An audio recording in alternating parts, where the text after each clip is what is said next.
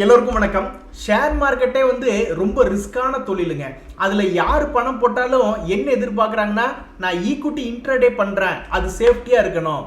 ஈக்விட்டியில் நான் long time investment பண்ணுறேன், அதுவும் சேஃப்டியாக இருக்கணும். ஃபியூச்சர்ஸ் ட்ரேடிங் பண்ணுறேன் அல்லது ஆப்ஷன்ஸ் ட்ரேடிங் பண்ணுறேன், எது பண்ணாலும் எனக்கு சேஃப்டி இருக்கணும் அப்படின்ற மாதிரி சேஃப்டி எதிர்பார்க்குறாங்க. ஷேர் மார்க்கெட்டில் சேஃப்டிக்கெல்லாம் சேஃப்டி அப்படின்னு பார்த்தீங்கன்னு வச்சிங்களேன், நீங்கள் இண்டெக்ஸ் ட்ரேடிங் அல்லது இண்டெக்ஸ் இன்வெஸ்ட்மெண்ட் பண்ணிங்கன்னா தான் சேஃப்டிக்கெல்லாம் சேஃப்டி. அதுலேயும் உங்களுக்கு நிறைய ஆப்ஷன் இருக்குது. இண்டெக்ஸ் இன்வெஸ்ட்மெண்ட்டில் நிஃப்டி 50 அப்படின்ற இண்டெக்ஸில் போடலாம். இதில் எல்லா துறை சார்ந்த கம்பெனிகள் இருக்குது. பேங்க் நிஃப்டி அப்படின்ற ஒரு இண்டெக்ஸ் இன்வெஸ்ட்மெண்ட் பண்ணலாம். இதில் பேங்க்கு மட்டும்தான் இருக்குது. என்னைக்கு எல்லா பேங்க்குன்னு ஒரு நாள் கும்பா பாடுதோ அன்னைக்கு இந்த நிஃப்டி பயங்கர ஹெவியாக அடிபட்டுரும். பட் நிஃப்டி 50 அப்படி இல்லை. ஏன்னா பலதரப்பட்ட கம்பெனிகள் இருக்கிறதுனால நிஃப்டி 50 ஒரு டெலிகம்யூனிகேஷன் கம்பெனி இறங்கினாலும் ஒரு ஃபார்மா கம்பெனி ஏற்றி விடும், ஒரு ஐடி கம்பெனி இறங்கினாலும் ஒரு பேங்க் கம்பெனி ஏற்றி விடும். இது போக இன்னும் நிறைய இருக்கு. ஃபினான்ஷியல் சர்வீசஸ்க்கு மட்டுமே ஒரு இண்டெக்ஸ் இருக்கு, அதை வாங்கி விற்கலாம். இல்லை ஐடிக்கு மட்டுமே இருக்கு Nifty IT index, Nifty pharma இண்டெக்ஸ்னு பலதரப்பட்டது இருந்தாலுமே இந்த இண்டெக்ஸ்ல ட்ரேட் பண்றதே சேஃப்டி. பட் சேஃப்டிக்கெல்லாம் சேஃப்டி யாருன்னு பார்த்தீங்கன்னா இந்த நிஃப்டி 50 இண்டெக்ஸ்ல ட்ரேட் பண்றதா. அதை பத்தி இன்னைக்கு பார்ப்போம். ஒரு சப்ஸ்கிரைபர் என்ன கேட்குறாரு, என்கிட்ட 15 லட்சம் ரூபா இருக்கு, இதை கொண்டு ஷேர் மார்க்கெட்ல நிஃப்டி பீஸ் மூலியமா ட்ரேடிங் பண்ணா சேஃப்டியா இருக்குமா அப்படின்னு கேட்டிருக்காரு. கண்டிப்பா சேஃப்டியா இருக்கும். ஆனால் இதில் என்ன விஷயம்னா, நீங்கள் 15 லட்ச ரூபா போட்டு நிஃப்டி பீஸ் பண்ணால் சேஃப்டியாக இருக்குமான்னு தான் கேட்டீங்க. ஆனால் உங்களுக்கு எவ்வளோ ரிட்டர்ன், நீங்கள் எடுக்கிற ரிஸ்க்குக்கு எவ்வளோ ரிட்டர்ன் கிடைக்கும் அப்படின்னு நீங்கள் அதில் கேட்கவே இல்லை. ஸோ ரிட்டர்ன் எவ்வளோ கிடைக்கும் அப்படிங்கிறத பார்க்குறத இப்போ இந்த பதிவு. ஸோ ஃபர்ஸ்ட் எடுத்தோன்னே பிரமிட் ஸ்ட்ரக்சரில் நம்மளுடைய போர்ட்ஃபோலியோ ஃபார்ம் பண்ணிக்கணும். நீங்கள் கண்ணை மூடிட்டு 15 லட்ச ரூபா உங்கள் கையில் இருக்கா, 13 லட்ச ரூபாயை லிக்விட் பீஸ் அப்படிங்கிறது வாங்கிக்கணும். அப்படி இல்லை லிக்விட் பீஸ் வாங்கல அப்படின்னா உங்களுடைய சேவிங்ஸ் பேங்க் அக்கௌண்ட்ல வச்சுக்கணும் 13 லட்ச ரூபா. அப்ப இதுல எதுல வச்சீங்கனாலும் உங்களுக்கு 2ல இருந்து 4% உங்களுக்கு வட்டி கிடைக்கும். லிக்விட் பீஸ் வச்சிருந்தாலும் உங்களுக்கு வட்டி கிடைக்கும். வருஷத்துக்கு 2 to 4% ஏதாவது ஒரு பர்சன்டேஜ் கிடைக்கும். இல்ல நீங்க சேவிங்ஸ் பேங்க் அக்கௌண்ட்ல கொண்டு 13 லட்சத்தை வச்சுக்க வேண்டியதான். நீங்க என்ன சொல்றீங்க, கிட்டத்தட்ட 8 மணி நேரம் நான் என்னால மார்க்கெட்ல ஃபுல் கான்சென்ட்ரேட் பண்ண முடியும்னு சொல்லியிருக்கீங்க. அதனால தான் நான் இந்த ஸ்ட்ராட்டஜி சொல்றேன். ஸோ ஆக மொத்தம் நீங்க கொண்டு போய் 13 லட்சத்தை பேங்க்ல வச்சுட்டீங்கன்னாவே ஆல்மோஸ்ட் அதுக்கு 2 to 4% வட்டி உறுதியாயிருது. அதுக்கப்புறம் என்ன பண்ணணும்னா, மீதி இருக்கிற உங்களுடைய ஒவ்வொரு நாளுக்கும் 1 லட்சம் அப்படின்ற மாதிரி அட்டெம்ப்ட் எடுக்கணும். நல்லா புரிஞ்சுக்கிடுங்க. ஒரு நாளைக்கு 1 லட்சம் ரூபாய்க்கு நீங்க வாங்கணும். உங்ககிட்ட 15 நாள் இருக்குன்னா உங்களுக்கு எகைன்ஸ்டாவே மார்க்கெட் போகுது, இங்க வாங்குறீங்க இங்க வாங்குறீங்க இங்க வாங்குறீங்க இங்க வாங்குறீங்க 15 நாள் தொடர்ந்து கீழே போச்சுன்னா உங்களுடைய 15 லட்சம் ரூபாய் லாக் ஆயிரும். அப்படி ஒரு நாளைக்கு 1 லட்சம், ஸோ 15 நாளைக்கு 15 லட்சம். எங்காவது உலகத்துல 15 நாள் தொடர்ந்து மார்க்கெட் கீழே இறங்குமா? உக்ரைன்ல குண்டு போடுறேன்றானுங்க, கமாடிட்டியில குண்டு போடுறேன்றானுங்க, யூஎஸ் டேட்டால இன்ட்ரெஸ்ட் ரேட் ஹைக்குன்றானுங்க, பல குண்டுகள் போடுறானுங்க. ஆனா என்னைக்காவது நீங்க தொடர்ந்து 15 நாள் மார்க்கெட் இறங்கி பார்த்திருக்கீங்களா? ஒரு 7 நாள் தொடர்ந்து இறங்கும், 8 நாள் தொடர்ந்து இறங்கும். இறங்குனது 1000 பாயிண்ட்னா திருப்பி 250 பாயிண்ட் 500 பாயிண்ட் திருப்பி மேல ஏறிடும். அதனால யாராவது விதண்டாவாதத்துக்கு தயவு செய்து வராதீங்க. 15 நாள் தொடர்ந்து இறங்குச்சுன்னு தயவு செய்து வராதீங்க. கோவிட் சமயத்திலே 7000க்கு போன பாயிண்ட் மறுபடியும் எகிரி கூச்சு மேல 17000 பாயிண்ட்டுக்கு வந்துட்டா நிஃப்டி. அதுவும் இல்லாமல் நம்ம இந்த பிரமிட் ஸ்ட்ரக்சர் சேஃப்டி ட்ரேடிங்க்கு சேஃப்டிக்கெல்லாம் சேஃப்டி அந்த நிஃப்டியை தான் நம்ம சூஸ் பண்றோம். அந்த நிஃப்டி பீஸ்னுடைய பிரைஸ் இப்போ 186 ரூபா இருக்கு. கரண்ட் நிஃப்டி பாயிண்ட் 17200 இருக்கு. அப்படின்னா என்ன அர்த்தம், நீங்க 93 குவாண்டிட்டி வாங்குறீங்கன்னு வச்சுங்களேன், 186க்கு ஒரே ஒரு நிஃப்டி வாங்கிட்டு தான் சமம், ஒரு நிஃப்டிக்கு சமம். இப்போ நிஃப்டி 17200 ட்ரேட் ஆயிட்டு இருக்கு. நீங்க 93 நிஃப்டி பீஸ் வாங்குனீங்கன்னா என்ன அர்த்தம், ஒரு நிஃப்டியை நீங்க வாங்கிட்டு தான் அர்த்தம். அப்ப 100 பாயிண்ட் ஏறினா உங்களுக்கு 100 ரூபாய் லாபம் அப்படின்ற மாதிரி அர்த்தம்.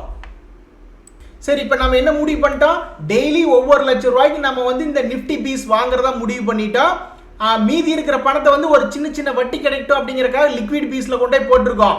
சப்போஸ் முதல் நாள் 1 லட்சம் மாட்டிக்கிச்சு, 2வது நாள் 2 லட்சம் மாட்டிக்கிச்சு, 3வது நாள் வாங்குறதுக்கு பணம் இல்லாதப்ப லிக்விட் பீஸை வித்து இந்த பக்கம் கொண்டு வந்துட வேண்டியதா அல்லது பேங்க்ல இருந்து டிரான்ஸ்ஃபர் பண்ணிக்க வேண்டியதா.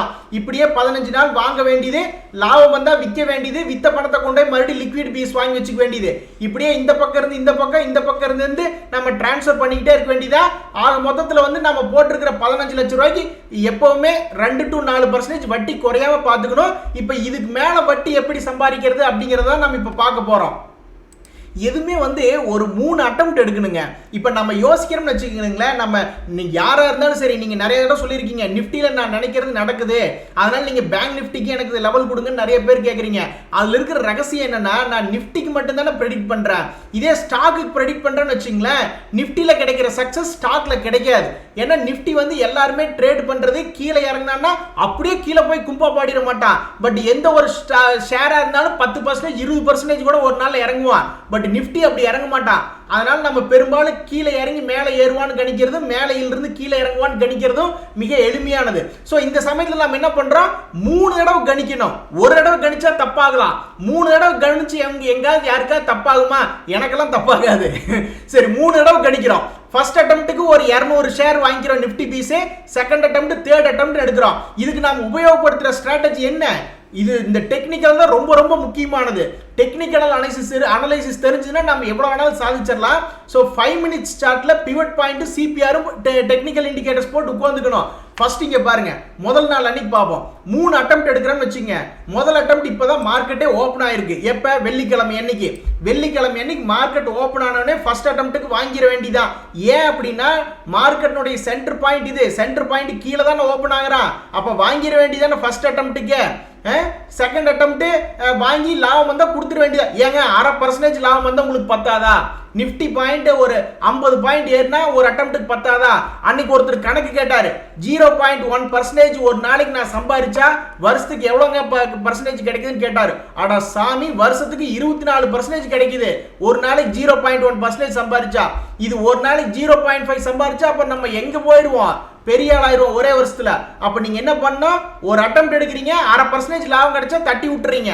அதே மாதிரி கீழே வாங்குறீங்க, 0.5% லாபம் கிடைக்குமான்னு பாக்குறீங்க, வெள்ளிக்கிழமை என்ன கிடைக்கல. அப்ப நீங்க என்ன பண்ணணும், அப்படியே டெலிவரி எடுத்துட்டு போக வேண்டியதுதான். அந்த மாதிரி 1 லட்சம் ரூபாய்க்கு ஒரு நாளைக்கு டெலிவரி எடுக்கிறீங்க. சக்சஸ் ஆகலினா, சக்சஸ் ஆச்சுன்னா வித்துவிட்டு அந்த பணத்தை கொண்டு போய் லிக்விட் பீஸ்ல மாத்தி வச்சிடுறீங்க. அப்படியே இங்கிருந்து இங்கன்னு பெரிய அப்படியே போர்ட்போலியோ மேனேஜர் மாதிரி பண்றீங்க. அப்படி பண்ணின்னு வச்சிங்களேன், கண்டிப்பா இந்த 15 லட்சம் ரூபாய் வச்சு நிஃப்டி பீஸ்ல சேஃப்டியா ட்ரேட் பண்ண முடியும். இது நீங்க ஒரு மாசம் பண்ணி பாருங்க. இந்த ஐடியால பண்ணி பார்த்துட்டு கண்டிப்பா ரிசல்ட் பெட்டரா இருக்கும்னு தான் நான் நம்புறேன். உங்களுக்கு நான் கண்டிப்பா இந்த டெலிகிராம் எதுவுமே நான் சப்போர்ட் பண்ண மாட்டேன். என்னுடைய நோக்கம் என்ன, ஒன்லி வந்து யூடியூப்ல கமெண்ட்ஸ்க்கு மட்டும்தான் நான் ரிப்ளை பண்ணுவேன். இமெயில் கூட நான் பார்க்கறது இல்ல. ஏன் அப்படி பண்றேன் தெரியுங்களாங்க? நான் நிறைய சாஃப்ட்வேர் கம்பெனியில் வேலை பார்த்துருக்கேன். என்னம்பாங்க, ஃபர்ஸ்ட் நீங்க பண்ற வேலையை வந்து ஒரு எக்ஸல்ல போட்டு கொடுப்பாங்க, இல்லைன்னா இமெயில் அனுப்புங்க அப்படிம்பாங்க. இன்னைக்கு என்ன பண்ண போறீங்கன்னு. அப்புறம் கொஞ்ச நாள் கழிச்சு வேற ஒருத்தர் வந்து என்னப்பாங்க, நாங்க மேண்டிஸ் ஒன்று வச்சிருக்கோம், இல்லைன்னா ரெட்மைன் ஒன்று வச்சிருக்கோம், எல்லாத்துலயும் போய் நீங்க என்ன வேலை செஞ்சீங்கன்னு அப்லோட் பண்ணி, இதுக்கே நம்ம மண்டை வெடிச்சு போயிடும். ஏதோ ஏங்க நம்மளோட மேனேஜர் இருக்காரு, நம்ம என்ன வேலை செய்யறங்கிறது அவருக்கு தெரியணும், வேலை கொடுக்கறதே அவரா இருக்கணும். அதை விட்டு நான் இந்த வேலையை செய்தேன் 1/2 மணி நேரம் ஆயிட்டுன்னு எழுதி கொடுத்துட்டு இருந்தா அது விளங்குமா? விளங்கவே விளங்காது. அதே மாதிரி தான் நான் உங்களுக்கு சப்போர்ட் பண்றதுன்னா 7 இடத்துல போய் யூடியூப் கமெண்ட்ஸுக்கு ஒரு சப்போர்ட்டு, இமெயிலில் ஒரு சப்போர்ட்டு, டெலிகிராமில் ஒரு சப்போர்ட்டு, வாட்ஸ்அப்பில் ஒரு சப்போர்ட்னா அது விளங்கவே விளங்காது. ஒரு இடத்துல இருந்து சப்போர்ட் பண்ணாதான் நம்ம திறமையா பண்ண முடியும். ஏன்னா நம்ம ஒரு ஆள் தான் இருக்கோம். இதே ஒரு 10 பேரா இருந்தா ஒவ்வொரு சோஷியல் மீடியால சப்போர்ட் பண்ணலாம். அதனால நான் உங்களுக்கு சப்போர்ட் பண்ண முடியலனாலும் நீங்க டெய்லி கமெண்ட்ல ஏதாவது சொன்னீங்கன்னா கண்டிப்பா சப்போர்ட் பண்ணலாம். இன்னொன்று சிபிஆர்னு ஒன்று இருக்கு. இந்த சிபிஆர்னுடைய ஸ்டடியை பார்த்தீங்கன்னு வச்சுக்கிட்டுங்களேன், இந்த சிபிஆர் கீழே இருந்தா பை பண்ண வேண்டியதான். அவன் எப்படி இருந்தாலும் ஒரு நாளைக்கு வந்து அந்த சிபிஆர் முட்டுவான். அதே மாதிரி சிபிஆருக்கு மேல இருந்தா ஒரு செல் பண்ணி சான்ஸ் எடுத்து பார்க்க வேண்டியதான். கையில் இருக்கிற நிஃப்டி பீஸை செல் பண்ணி சான்ஸ் எடுத்து பார்க்க வேண்டியதா. ஸோ நீங்க இந்த 15 லட்ச ரூபாய் வச்சு நிஃப்டி பீஸ்ல ஸ்டார்ட் பண்ணுங்க. இது சேஃப்டிக்கெல்லாம் சேஃப்டி.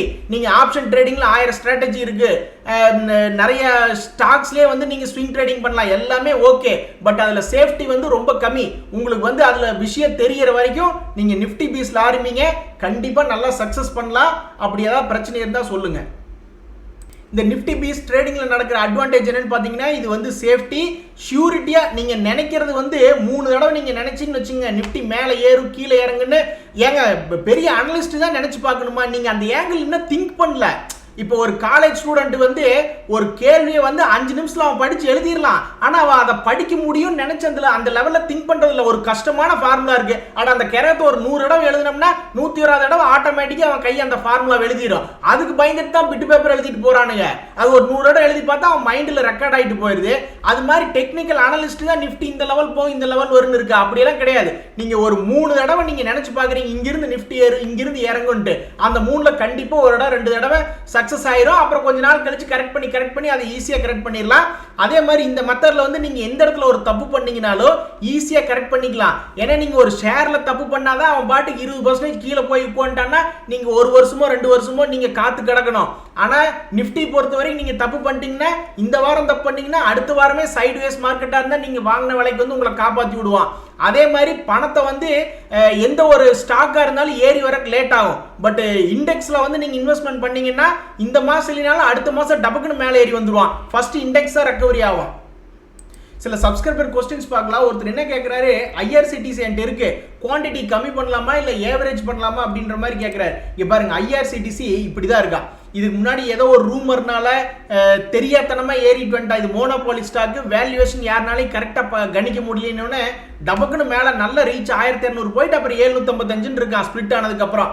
இதுல என்ன ஒரு முக்கியமா நீங்க பார்க்கணும்னா, இவ்வளவு தூரம் மார்க்கெட் வீக் ஆயுமே இவன் 700 ரூபாய்க்கு கீழே இன்னும் போகல.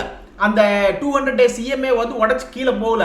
அதனால இங்கிருந்து பிக்கப் பண்ணான்னா மேலே வரக்கூடிய வாய்ப்பு இருக்குன்னு தான் நான் கருதுறேன். நீங்க வாங்குற மாதிரி இருந்ததுன்னா அடுத்தது 300 ரூபா 400 ரூபா வந்துன்னா தாராளமா வாங்கலாம் அப்படின்றது என்னுடைய எண்ணம். ஒருத்தர் பிசிஜி திருப்பி வாங்கலாமா அப்படின்னு கேட்கிறாரு.